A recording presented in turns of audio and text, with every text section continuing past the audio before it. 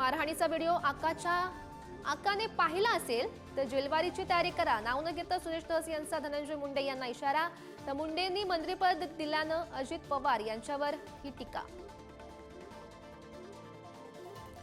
संतोष देशमुख हत्या प्रकरण fast track कोर्टामध्ये चालवा, निकाल लागेपर्यंत मंत्री धनंजय मुंडे यांचा राजीनामा घ्या, आमदार संदीप क्षीरसागर यांची मागणी। संतोष देशमुख हत्या प्रकरणातील मुख्य आरोपी सुदर्शन घुले याच्यासह सुधीर सांगळे याला अटक। केजच्या नेकनूर पोलीस ठाण्यात दोघांची 2 तास चौकशी, केस न्यायालयात हजर करणार।